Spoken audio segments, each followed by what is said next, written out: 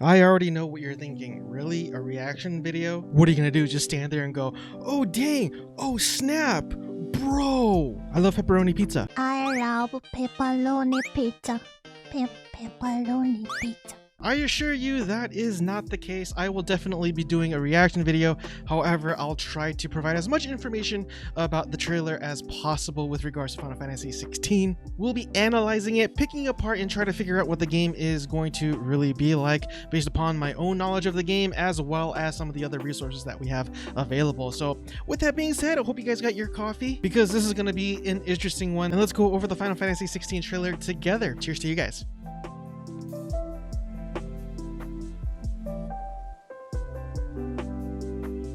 So before we begin, I think it's really important to note that we know who is in charge of this project, so then we could actually get a better idea of how the game might turn out and what to expect. For example, if I said the name Michael Bay, Steven Spielberg, David Ayer, Joss Whedon, Zack Snyder, the list can go on, but you already have an idea of what to expect because each of those individuals already have a sort of style that you guys already know based upon watching so many of their movies, and video games are more or less very similar. If we head on over to ScreenRant.com, they do have an article here that says, perhaps the most interesting thing is that Final Fantasy 16 is being produced by none other than Naoki Yoshida. And if that name doesn't ring a bell, this is the person that is credited of bringing back Final Fantasy 14 back from the dead. Really quick, if you didn't know, Final Fantasy 14 in its initial state is considered to have one of the worst MMO launches in history, although that might be a bit of an exaggeration.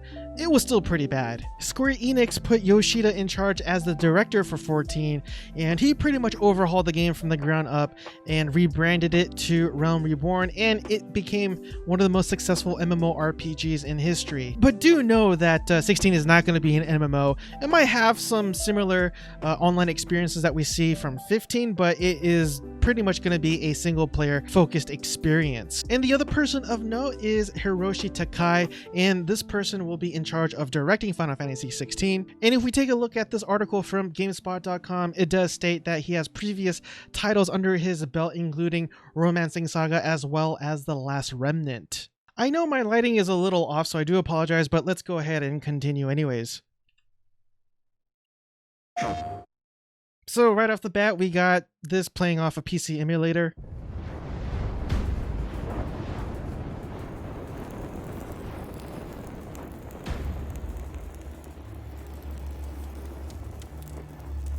You all know the target. Shiva's dominant. And only the dominant. How do we even know the girl will be among them? So right off the bat, we have two clues as to who's involved in the storyline or the lore of this series. We have Shiva, which is not surprising considering this is a name or a character or whatever you want to call it that is throughout Final Fantasy titles since 7 or 8 from what I can remember. I didn't really play anything before 7. That was kind of before my time, but anyways. But the other entity here it's talking about is the dominant, which is belonging to Shiva, and Shiva is obviously the person in charge, but we really don't know who this Shiva is, if it's another version of a guardian force that you say that you see in Final Fantasy VIII, excuse me, or maybe it's just another summon, but either way it seems to have a huge role in the plot of Final Fantasy 16, so let's move on. Our kind do not question orders. So again, when he says our kind, you see him touch his tattoo. So obviously this is a group of people or a set of people, and they seem to be very militaristic. So anyways, let's go ahead and move on. Follow them. Sergeant, they've summoned their icon. Summon their icon. Again, huge summons. This is something that we see throughout the Final Fantasy series. I actually don't mind it. I kind of like the idea of having summons or guardian forces or whatever you want to call it, because they kind of give you the idea of having super massive power beyond what your character is capable of. So there's a sense of power there that I really do enjoy, that I get a sense of from the Final Fantasy series. But anyways. Icon? That thing's a bloody mountain.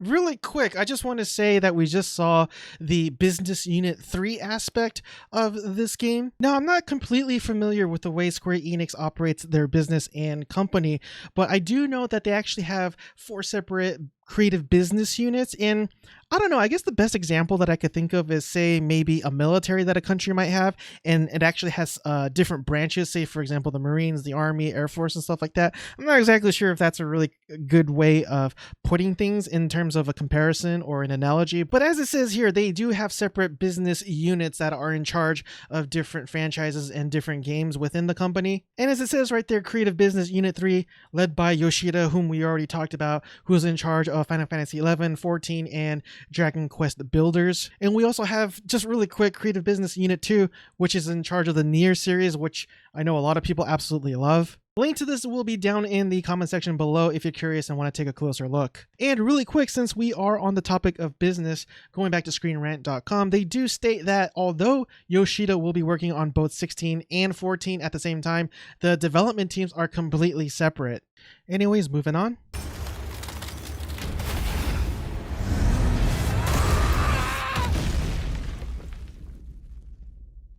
Our foe will not relinquish their mother crystal easily. This will be a bitter fight. You should not be out of doors.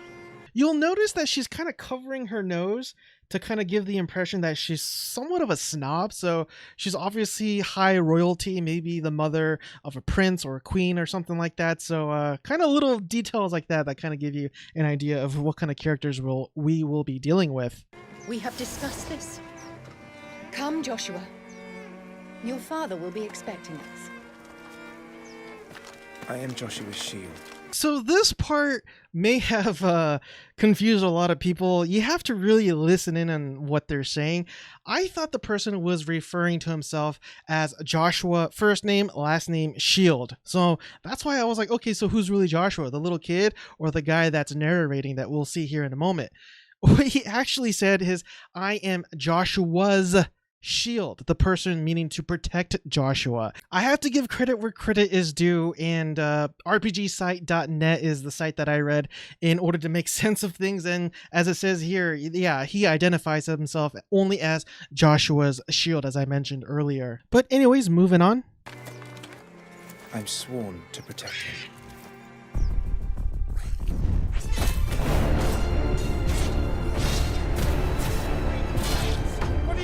So as we could see, we got the first glimpse of combat, and I'm just going to go ahead and say what everybody is already thinking. It's very similar to Devil May Cry, but I don't think that's a bad thing in my opinion. Also, we get a little bit of that as well in Final Fantasy VII Remake. Again, I don't think that's a bad thing. I really think that the combat is very fluid, very dynamic. You refuse. I'm guessing this is the king. Did you not pledge your sword to our cause? What does it matter? It was the Dalmex who drove back the Crusaders in the Battle of the Twin Realms, was it not? So again, we're taking a lot of things out of context, things that I really don't understand.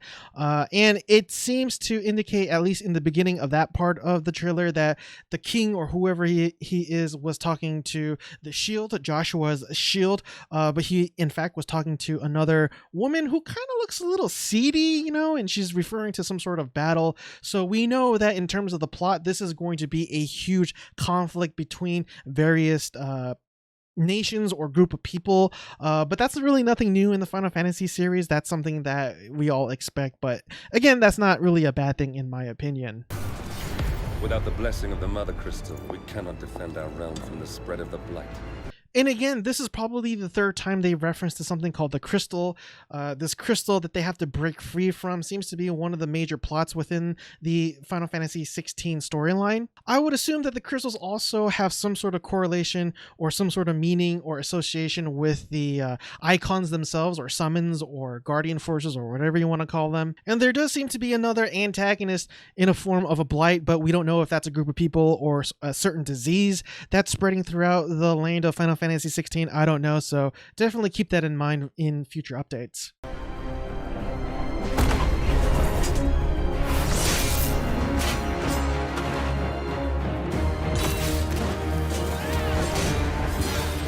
they sent in the Dragoons. Imperial Vipers.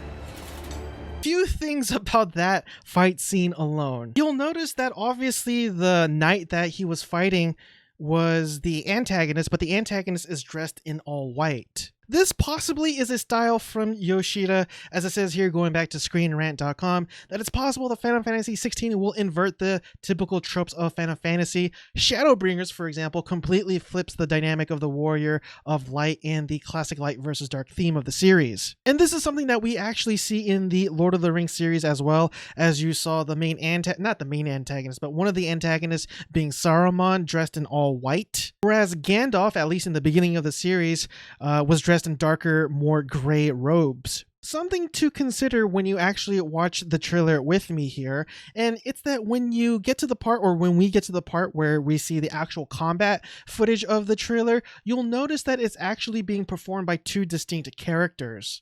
And this is something that's going to become really apparent when we get to the end of the trailer itself, so it's really not a huge spoiler. But what's really awesome about the article from RPGsite.net is that they picked on something that I didn't even notice at all. And it says here, did you notice what happens to the power of the summons being used in combat?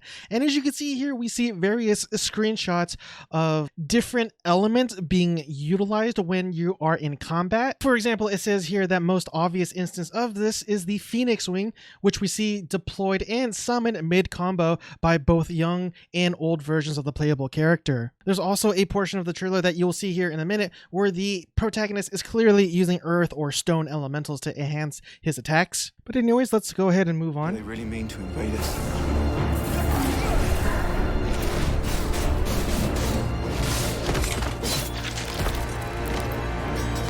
That by far is probably one of the biggest departures from the previous entries. As far as I can tell, Final Fantasy wasn't this bloody, this gory, and I think I understand why they're taking this series or part 16 in a different direction, because once you do something over and over and over again, it becomes a little stale. Again, this is the 16th installment of the series, and this doesn't even include the numerous spin-offs for the handheld versions and the mobile versions and whatnot. So again, I'm thinking that they kind of had to change it up to kind of appeal to a larger audience that wants change. Even then, I don't think I've ever seen something this bloody in any Final Fantasy entry before, so maybe this is them trying to be more mature, a little bit more different from the previous installments, so I support their darker, sort of bloodier direction that they're headed, so... It's the Archduke's son. And again, we just saw the Phoenix Wing, and then we're seeing like stone fists being utilized, and so that's probably going to be a big part of the combat gameplay that we're seeing here. Phoenix. Joshua! Stop this!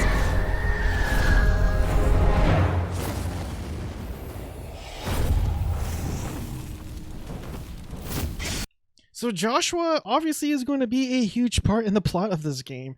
And as you can see here, he transforms into some sort of crazy demonic creature. And then even then he's going to transform into another crazy creature that looks very similar to Ifrit or a Titan or something like that. But yeah, it's pretty intense. Second icon of fire. But that's impossible.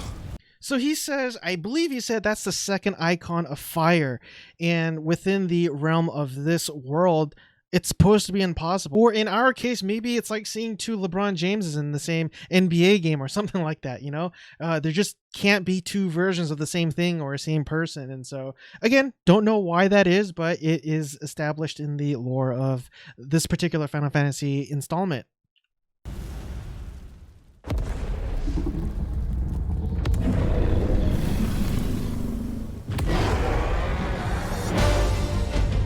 Legacy of the crystals.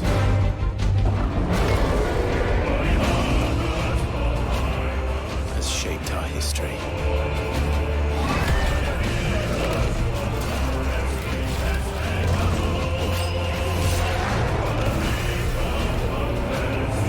For long enough.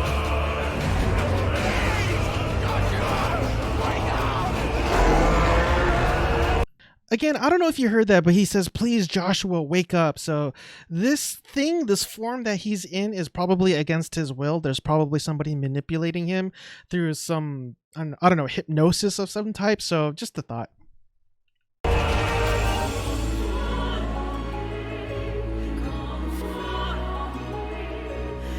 I'll kill you.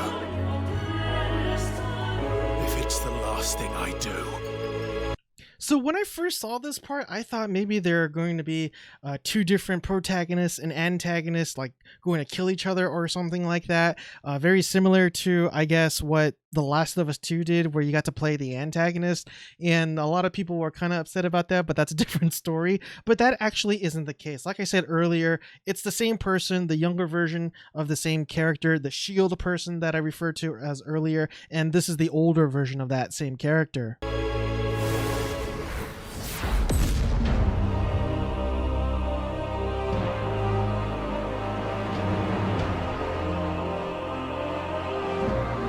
So you see the PlayStation 5 logo here and you might think to yourself, oh, this is unfortunately a PlayStation 5 exclusive, but it's actually a little more than that. So the exclusivity details did cause a little bit of confusion, but we got this wonderful article here from Rock Paper Shotgun that I want to use.